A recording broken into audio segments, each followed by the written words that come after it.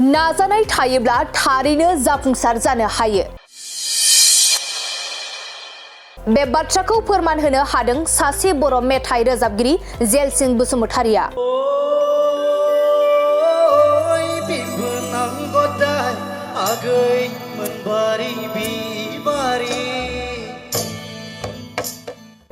नंगौ, बिथां जेलसिं बसुमतारिया दतमायाव जानाय दुलाराय बर' फरायसा आफादनि 57थि बोसोरसालिया जथुम्मायाव 9थि जांख्रिथायारि देंखोगिरि दैख्रं खुंगुर बसुमतारि देंखोमु 1-2-3 बादायलायनायाव देरहासार जानो हादों।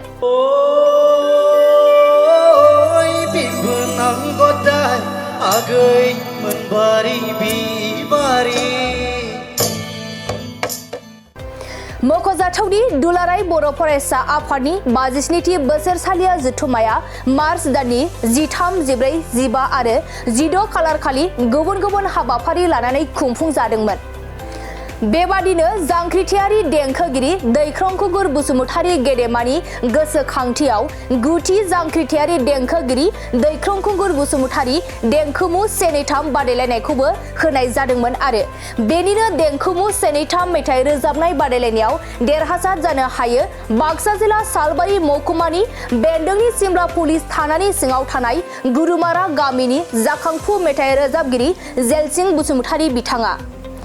गुबुन गुबुन जिल्ला दुलाराय बर' फरायसा आफाद आरो दखरा आफादफोरनिफ्राय गोबां बादायारिफोरा बाहागो लादोंमोन देंखोमु 1-2-3 बादायलायनायाव। गोबां बादायारिफोरनि गेजेराव गावनि गोब्राब नाजानायनि गेजेरजों जाखांफु देंखोगिरि जेलसिं बसुमतारिया 9थि जांख्रिथायारि देंखोगिरि दैख्रं खुंगुर बसुमतारि देंखोमु 1-2-3 आव देरहासार जानो हायो। मख'जाथावदि बिथां जेलसिं बसुमतारिया दासिम गेर गेर मुस्रा सानाय अ आंनि बिबोनां गदाय बेफोरबादिनो गोबां मेथाइखौ रोजाबखांबाय बिथां जेलसिं बसुमतारिया। खुलुमबाय, आंनि मुङा जेलसिं बसुमतारि। आं बाक्सा जिल्लानि पुलिस थानानि सिङाव थानाय गुरुमारा गामिनि। आङो बे देंखोमु 1-2-3 आव देरहासार जानो हानानै जोबोद गोजोननाय मोन्दों। मानोना आङो बे देंखोमु 1-2-3 आव 10 बोसोर सिगांनिफ्रायनो जोबोद नाजाबोबाय। बोसोरफ्रोमबो बिदिनो थाङो, अबेबा डिस्ट्रिक्टआव गायो, अबेबा सेन्ट्रेलाव गायो। बेबायदिनो देग्लाय 2025 मायथाइयाव आङो जाफुंसार जानो हाबाय। बेनि थाखाय आं दुलाराय बर' फरायसा आफादखौ साबायखर होनो सानदों आंनो नैबे प्लेटफर्मखौ होनायनि थाखाय। जिहेथु नोंथांनि बे देरहासारनायनि आन्दोआव सोरखौ साबायखर होननानै बुंगोन गिबियाव? गिबियावनो आंखौनो आं साबायखर बावग्रोनांगोन। मानो होनोब्लाथाय आं जेसेबां जेनबोदोंब्लाबो बेसेबां गोबावनिफ्राय आं नाजाबोबाय थादों आरो बिनि गेजेरावनो दं जोंहा जोंनि मिउजिक स्कुलनि केसि सिमला मिउजिक स्कुलनि गाहाय फोरोंगिरि बिथां सानसुमा गयारि आरो गपाल बर' सार, असुद अजिर सार आरो बेजों लोगोसेनो दं जोंहा फैला जेबरगयारि सार, मेन्डेला सार, सोरां सार आरो दाब्ला सार आरो बेनि उनाव दंबावो आरो आंनि लोगोफोर खोमदोन, लाइथुन, लैथोमा, जयसिं जाहार बिथांमोननि हाजासे थुलुंगा होनायाव जेनेबा आङो नैबेसिम सौफैनो हाबाय। आरो जोंहा दंबावो आंनिनो बिदा सानै गुलसन गयारि, सन्जय गयारि बिथांमोना जेब्ला रिहार्सेल होआ बे समाव बिथांमोना जोबोद रिहार्सेल होनो थुलुंगा होयोमोन। बिथांमोना रायोमोन बेबायदिनो नाजाथार, नाजानायजोंसो देरहासारनो हायो होननानै। आरो बेनि उनाव दंबावो जोंहा सोमावसार बसुमतारि आमाइसि बिथांमोननि हाजासे हेफाजाब होनाय आरो थुलुंगा होनायावनो आङो दिनै बेफोरबायदि बे थाखोसिम सौफैनो हाबाय आरो। देंखोमु 1-2-3नि अनगायैबो नोंथाङा गुबुन बान्थाफोर देरहाफेरबाय नामा? बे देंखोमुनि अनगायै आं इउबिअ'नियावबो देरहादोंमोन, सेथि बान्था मोनदोंमोन। जोंनि कख्लाबारि केसब नोगोराव जादोंमोन बेनि प्रग्रामा। थांनाय बोसोरावमोन बेयो, आं बेयाव देरहानो हादोंमोन। बिदिनो बेखिनियानो आरो दंबावोमोन, बावबाय। जिहेतु नोंथांनि माखासे मेथाइफ्रा गोबां मुंदांखा जाबोदोंमोन, नोंथाङा दासिम दोंबेसे मेथाइ पाब्लिस खालामो? मेथाइआथ' गोबां मेथाइ पाब्लिस खालामबाय। बेनि गेजेरावनो थांनाय बोसोराव जाहाथे बयजोंबो अनसायजानाय बे आंनि गेर गेर मुस्रा सानाय बे मेथाइआ बयनिबो रायजोनि अनसायनाय मोन्दोंमोन। हाजासे रायजोफ्रा थैथां बे मेथाइजोंनो बैसागु रंजादोंमोन। आं जोबोद गोजोननाय मोन्दों आंनि मेथाइआ बेफोरबायदि हाइलाइट जागोन होननानै आं माब्लाबाबो सानाखैमोन थांनाय बोसोराव आंनि गेर मेथाइआ हाइलाइट जाबाय बेनि थाखाय गासिबो रायजो राजा आइ आफा बिदा फंबाय नोंथांमोननिसिम आंनि अनसायनायखौ बावहरबाय देग्लाय बोसोराव लाखिनोसै बैसागोआव बिदि माबा मोनसे प्रजेक्ट लाबावाखै नामा? देग्लाय बोसोराव आङो प्रजेक्ट लाबावदों अवागि बिबोनां गदाय होननाय बिबोनां गदायनि बेयाव मैया शुटिंआ जोबनानै थांबाय एक्टर हिसाबै दङ जोंहा फैलाजि बरगयारि सार रिजु आब' बिनि उनाव रितिसा उजिर बिनानाव करिय'ग्राफखौ खालामदों डाइरेक्सन होदों बिथां सोमावसार बसुमतारी आमाइसे ओमफ्राय केमेराखौ खेबदों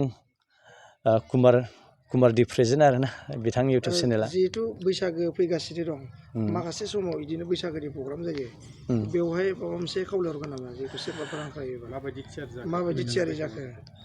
बैसागोनि थाखायथ' गुबुन गुबुन रावनि मेथाइजों रेडि जानानै दं गोबाङानो फन खालामदों बबेबा जायगायाव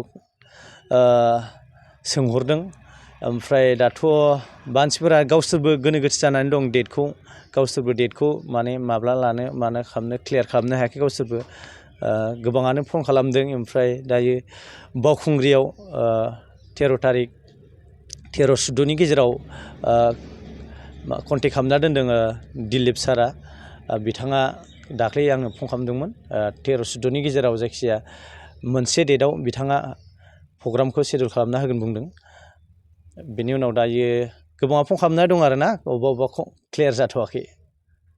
नोंथांनि जानबुं नाम्बारखौ खोन्थाहरगोन नामा? आंनि जानबुं नाम्बारा जाबाय 6000944826। जोबथा सोंलु हिसाबै जितु दुलाराय बर' फरायसा आफादनि देंखो सेनेथाम मडेलखौ जाबाय गोबां मानसियानो गावनि जिउखौ नैबे मिउजिक इन्डास्ट्रियाव दानानै लानो हादों नोंथाङा माबायदि फोरमायगोन? आंथ' बेखौ बुंनो सानो जोंनि बे दुलाराय बर' फरायसा आफादनि जि देंखो सेनेथाम बादायलायनाय बेजों दिनै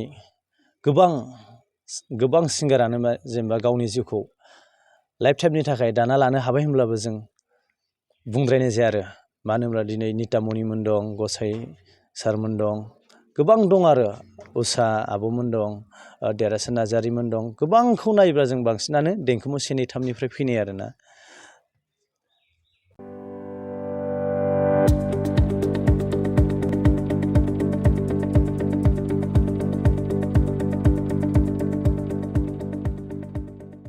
गोजोनथाव खौरां माइ सता स्कुल एबा आंनि फिसा फरायसालिया लानानै फैदों मोनसे गोजोनथाव खौरां।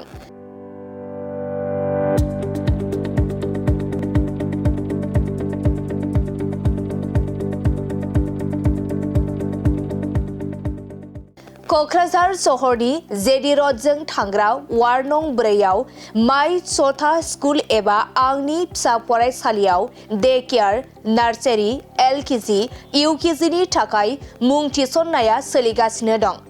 बे माइ सता स्कुल एबा आंनि फिसा फरायसालियाव फरायसा फरायसुलिफोरनि थाखाय गोबां सुबिदाफोरबो दं।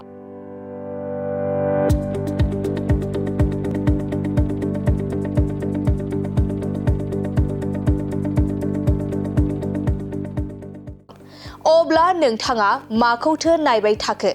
नैबे माइ सता स्कुलाव नोंथाङा नोंथांनि उन्दै गथ'साफोरखौ मुं थिसननो थाखाय साखाफारा जादो। माइ सता स्कुल एबा आंनि फिसा फरायसालियाव नोंथाङा थोंजोङै खौरां लानो थाखाय 8099887781 नङाब्ला 9531281982 बे मबाइल नाम्बारनि गेजेरजों खौरां लाहरनो हागोन।